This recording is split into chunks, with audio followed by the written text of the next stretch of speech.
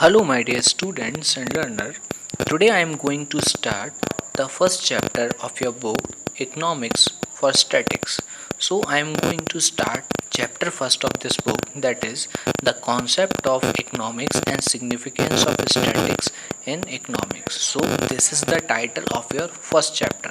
That is the name of your first chapter. I am going to repeat it. Concept of economics and significance of statics in economics. यानी कि economics में economics का क्या concept और significance है, इसके साथ स्टैटिक्स के साथ हम अब इस चैप्टर में ये पढ़ेंगे. So I am going to start with the introduction of the chapter now. तो ये जो चैप्टर हम पढ़ने वाले हैं क्लास 11th में, ये स्टूडेंट्स आप लोगों को इकोनॉमिक्स की क्या सिग्निफिकेंस है स्टैटिक्स में, इसके बारे में आपको समझाएगा. ठीक है. Chapter begin with the introductory discussion of concept of economics. तो ये चैप्टर हम स्टार्ट करेंगे किसके साथ, कुछ कॉन्सेप्ट्स हम यहाँ पर डिस्कस करेंगे इकोनॉमिक्स के. उसके बाद हम यहाँ पर डिस्कस करेंगे meaning and scope of statics, है ना, in which I am going to tell you that why we are studying statics in economics. हम क्यों स्टैटिक्स को पढ़ रहे हैं किसमें, इकोनॉमिक्स के अंदर. और I am going to tell you the importance of it also. तो मैं आपको इसकी इम्पोर्टेंस भी बताऊंगा कि इकोनॉमिक्स में स्टैटिक्स की क्या इम्पोर्टेंस है. Okay, so let's start this chapter now. So let's start our chapter with the first topic, that is the concept of economics. So if you want to understand this concept of economics, so you have to understand it with some points. That is, if you want to understand it, you can relate economics with the ordinary life of a person. अगर आप किसी person की ordinary life के साथ economics को attach करते हो, relate करते हो, है ना, तो आप उसको जान सकते हो. ठीक है. तो हम किसी बिजनेस की या रूटीन की या किसी व्यक्ति की एक्टिविटीज़ के हिसाब से हम यहाँ पर इकोनॉमिक्स को समझने की कोशिश करेंगे. ठीक है. हर व्यक्ति, चाहे वो बच्चे से लेकर बूढ़े तक, यानी कि ओल्ड मैन तक, है ना, किसी न किसी इकोनॉमिक एक्टिविटीज़ में हमेशा इंगेज होता है. Consumption is an important economic activities. We all are consuming different goods and service for the satisfaction of our want. देखिए, अब कंजम्पशन भी क्या है, एक इकोनॉमिक एक्टिविटी है. तो हर व्यक्ति कंजम्पशन तो करता है, तो इसका मतलब हर व्यक्ति एक इकोनॉमिक एक्टिविटीज़ में कहीं ना कहीं इन्वॉल्व है. ठीक है. और कंजम्पशन जो हम करते हैं वो डिफरेंट गुड्स और सर्विस का करते हैं ताकि हमारी जो वांट्स हैं उसको हम सेटिस्फाइड कर पाएँ. ठीक है. So what is consumer now? Who is consumer now? Consumer is the one who consumes goods and service for the satisfaction of its wants. ठीक है. और कंजम्पशन क्या होता है, कंजम्पशन वो होता है जिसमें हम यूज़ करते हैं यूटिलिटीज़ को गुड्स और सर्विस के लिए, ताकि हम अपनी ज़रूरतों को क्या कर सकें, हमारी वांट्स को पूरा कर सकें. ठीक है. और जो यूटिलिटी है गुड्स की, उससे पता चलता है गुड्स और सर्विस की कैपेसिटी. मतलब कि यूटिलिटी का मतलब होता है वांट सेटिस्फेक्शन, है ना, हमारी जो कैपेसिटी है वांट सेटिस्फेक्शन की, वो हमें पता चलती है. ठीक है. तो ये है हमारा कंजम्पशन और कंज्यूमर. ओके. अगर हम कंजम्पशन से हट के बात करें सेविंग की या इन्वेस्टमेंट की, तो ये भी एक इकोनॉमिक एक्टिविटीज़ हैं. Many of us are saver and investor. हम लोगों में से कई लोग सेवर भी होते हैं और इन्वेस्टर भी होते हैं. We save a part of our income for the future consumption, for investment in share and bonds and to generate income. तो यहाँ पर बात किसकी चल रही है, सेविंग की. सेविंग क्या है, सेविंग हमारी इनकम का एक हिस्सा होता है, एक पार्ट होता है, जिसको हम फ्यूचर में आने वाले कंजम्पशन को पूरा करने के लिए, कंजम्पशन का मतलब होता है उपभोग करना है. ठीक है. तो फ्यूचर में आने वाले कंजम्पशन को पूरा करने के लिए हम अपनी इनकम का एक पार्ट को सेव करते हैं, और उसी पार्ट को हम इन्वेस्टमेंट के तौर पर निवेश, इन्वेस्टमेंट का मतलब होता है निवेश करना, तो उसको हम इन्वेस्ट करते हैं शेयर या बॉन्ड्स खरीदने के लिए, जिससे हम इनकम को जनरेट कर सकें. ठीक है. शेयर और बॉन्ड अगर हम खरीदेंगे तो उससे क्या होगा कि हमारी इनकम इंक्रीज़ होगी. ठीक है. Now what is saving. तो जैसे कि मैंने बताया था, अ part of income which is not consume. Income का वो पार्ट जो हमने कंज्यूम नहीं किया, है ना, वो हमने जो फ्यूचर की कंजम्पशन के लिए सेव किया है, वो हुआ सेविंग। और इन्वेस्टमेंट क्या है बेटा? इन्वेस्टमेंट का मतलब है expenditure of the producer, producer द्वारा किया गया खर्चा असेट परचेज करने के लिए, ताकि वो जनरेट कर सके इनकम। ठीक है। Now we can say that a consumer, a producer, a saver और a investor, we all are engage in the diverse economic activities. तो हम सब अलग अलग प्रकार की इकोनॉमिक एक्टिविटीज़ में इन्वॉल्व हैं।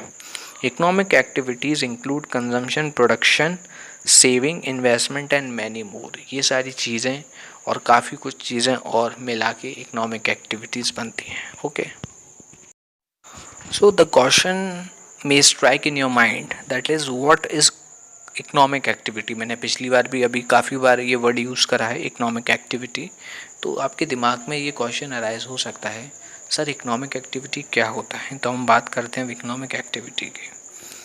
वो एक्टिविटी जो रिलेटेड है यूज़ करने से, क्या यूज़ करने से? रिसोर्सेज को यूज़ करने से। Means are always scarce in relation with our wants. Imagine yourself as the richest person of the earth, still you can't have everything you wish to have at a point of time. It implies the scarcity of your means and resource in relation of your want. अब आप देखिए, इस चीज़ को समझने के लिए, economic activity को समझने के लिए आप एक काम कीजिए। आप ये समझिए कि आप दुनिया के सबसे अमीर व्यक्ति हैं। ठीक है, तो you are the richest person on earth. ठीक है, अच्छा, लेकिन उसके बाद भी आपके पास सब कुछ नहीं है। एक पॉइंट ऑफ टाइम पर आपके पास सब कुछ नहीं है। आप चाहते हैं कि आपके पास सब कुछ हो, है ना? You can't have everything. आपके पास सब कुछ नहीं है जो आप चाहते हो at a particular point of time, है ना? तो इससे ये पता चलता है कि scarcity of your resources and means in relation to your wants. मतलब कि हम रिसोर्सेज को चाहते हैं, मतलब we wants resource but we do not have some, लेकिन हमारे पास वो रिसोर्स नहीं है। ठीक है, तो स्कैरसिटी है क्योंकि रिसोर्स की, क्योंकि रिसोर्सेज का क्या है? अभाव है। ठीक है, तो यहाँ पर इकोनॉमिक एक्टिविटी का क्या मतलब हुआ? engage in diverse economic activities we are performing ordinary business of life. Economic activities means those activities which are done for earning profit. वो सारी एक्टिविटीज़ जो हम करते हैं इनकम जनरेट करने के लिए, वो सब इकोनॉमिक एक्टिविटीज़ होती हैं। ठीक है, अब आपको सबको पता है ये।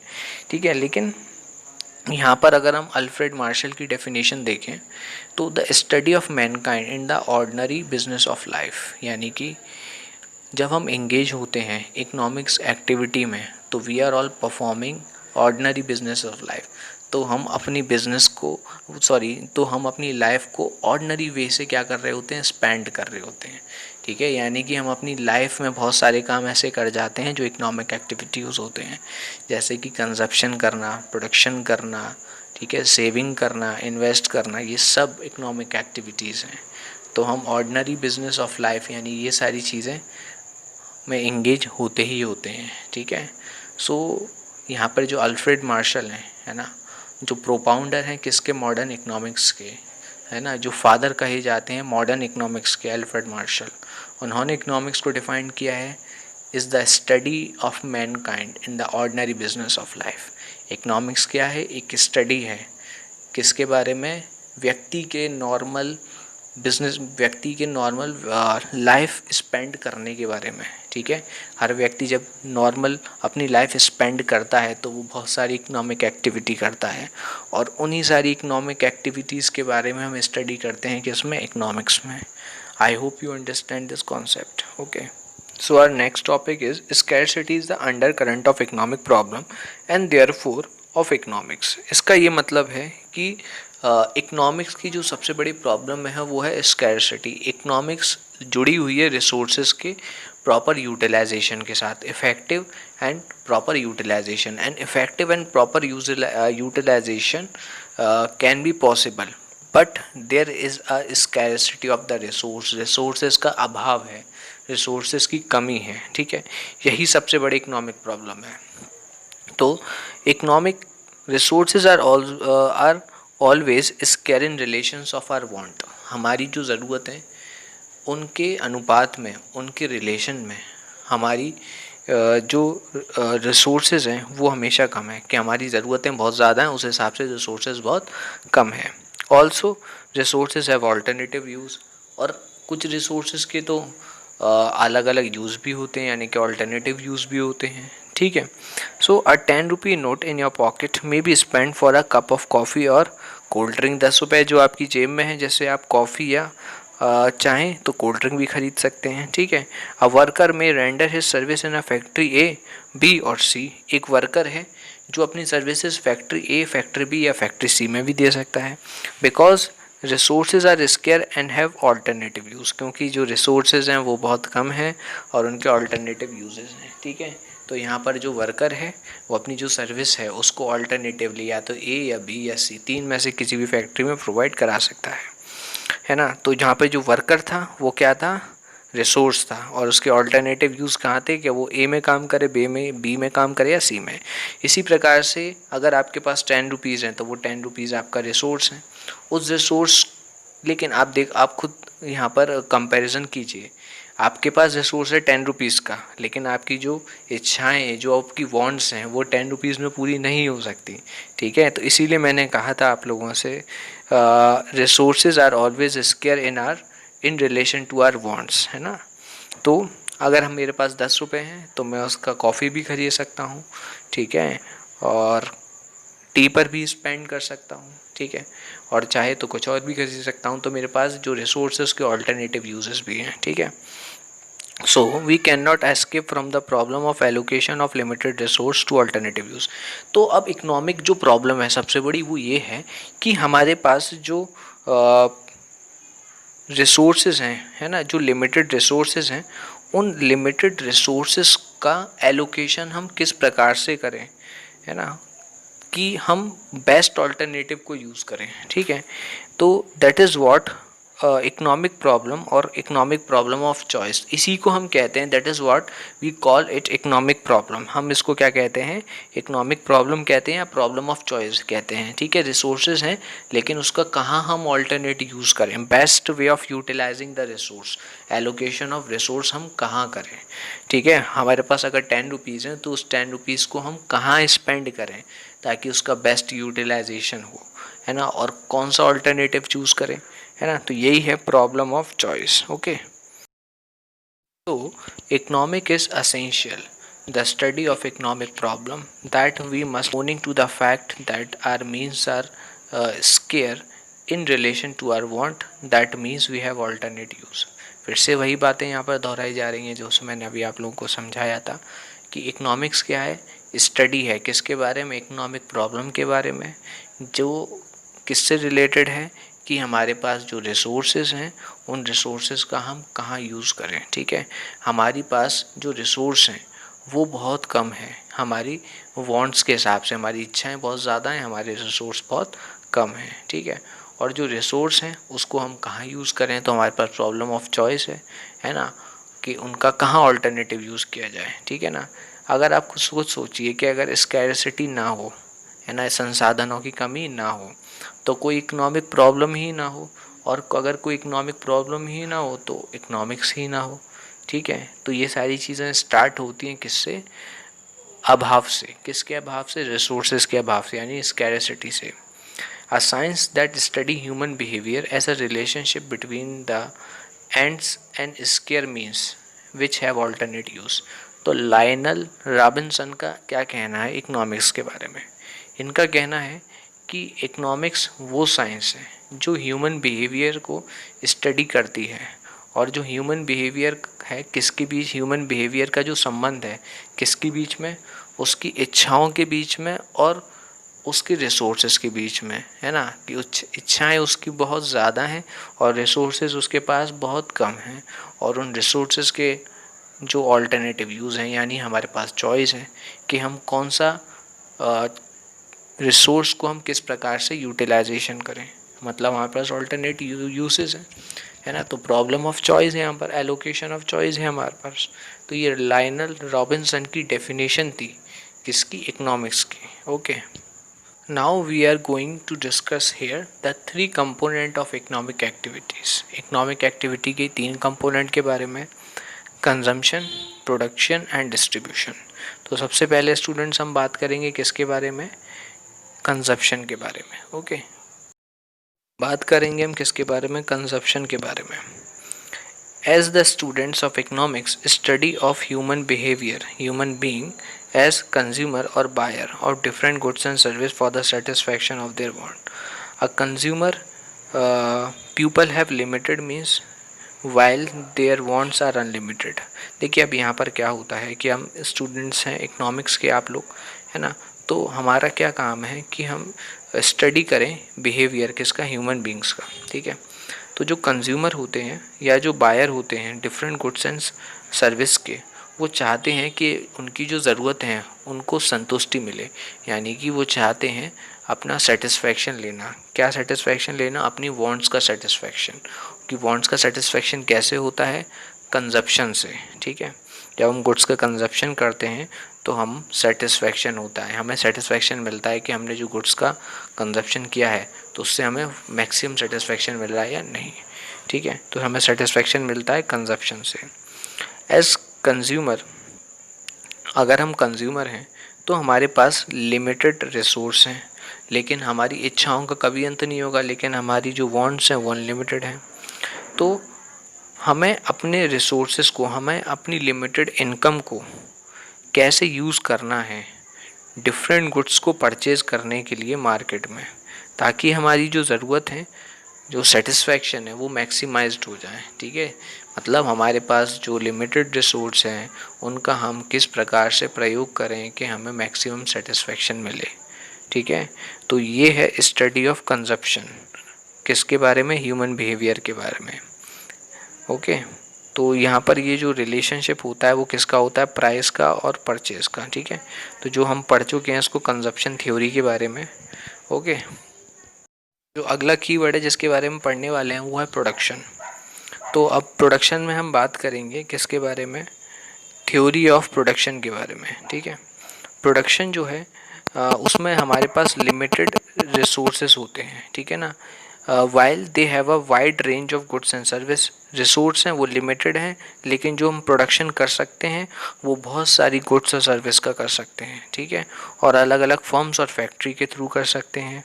Given price of different inputs, how do they choose such combination which are least expensive. देखिए अब हमारे पास जो इनपुट्स यानी कि जो रॉ मटेरियल हैं, प्रोडक्शन के लिए रॉ मटेरियल चाहिए ना हमें, तो जो हमारे पास रॉ मटेरियल हैं तो उसमें से हमें बेस्ट कॉम्बिनेशन चूज़ करना है रॉ मटेरियल यूज़ करने के लिए जो हमारे लिए सबसे सस्ते हों, है ना, so that they are able to minimize the cost of production. तो जिसकी वजह से कॉस्ट ऑफ प्रोडक्शन भी क्या हो जाए, कम हो जाए, है ना। Also given price of different good, ताकि हम जो अलग अलग गुड्स का प्रोडक्शन कर रहे हैं उससे हमारा जो रिसोर्स है वो हमें ज़्यादा से ज़्यादा मिले। ठीक है, देखिए हमारा जो सेल है, अगर हम सेल में से अपना कॉस्ट ऑफ प्रोडक्शन माइनस करते हैं तो हमें क्या मिलता है, प्रॉफिट, है ना। तो हमें अगर अपना प्रॉफिट मैक्सिमाइज करना है तो कॉस्ट हमें कम से कम करनी होगी। ठीक है, तो this is the study of production. तो ये जो है हम किस में पढ़ेंगे, स्टडी ऑफ प्रोडक्शन में पढ़ते हैं, है ना। इसको हम कहते हैं प्रोड्यूसर का behaviour. When we formulate a set of standard relationship explaining the behaviour of producer for the production decision.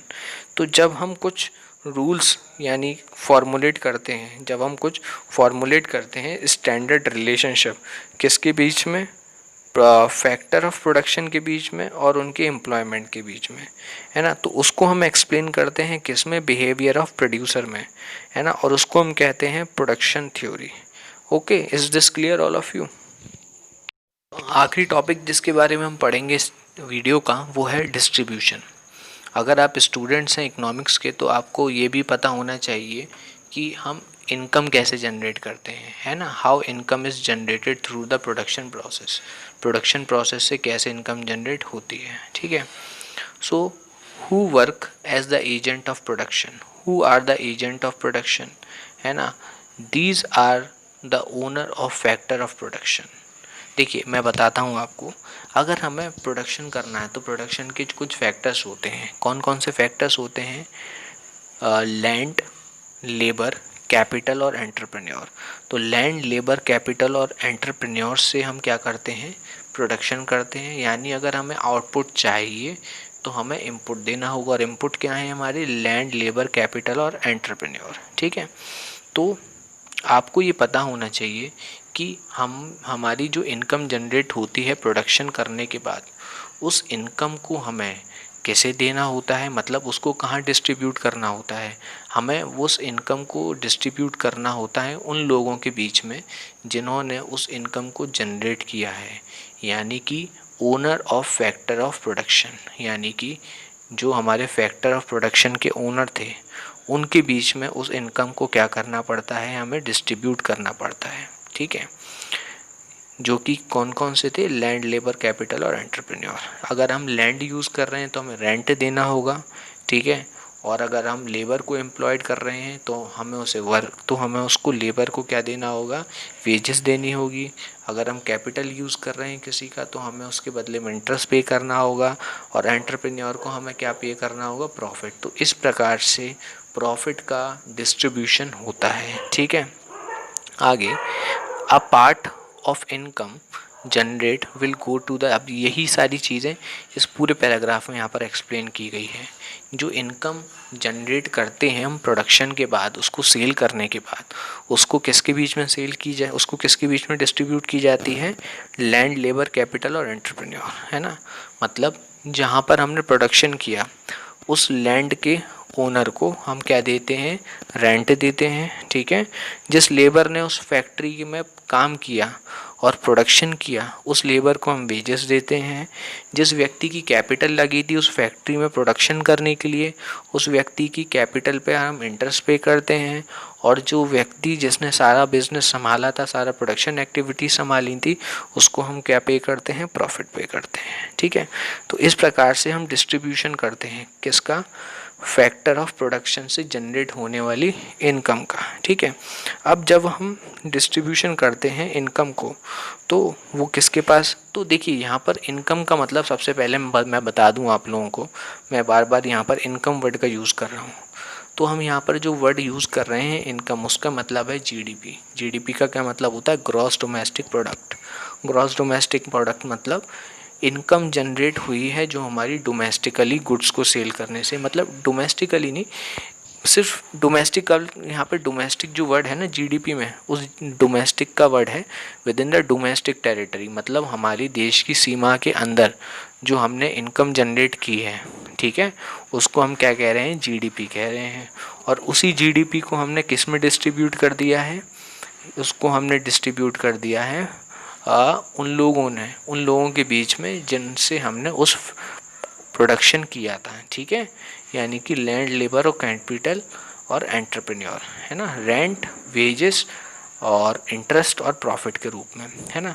और इसी डिस्ट्रीब्यूशन को बच्चों हम किस नाम से जानते हैं, distribution of theory in economics. Okay, तो this is it for the chapter first. तो चैप्टर फर्स्ट के लिए अभी इतना ही। नेक्स्ट वीडियो में अपलोड करूँगा इस चैप्टर की सेकेंड पार्ट के लिए। If you have any problem you can just mention it to me or ask it to me. Okay, so thank you very much for watching this video.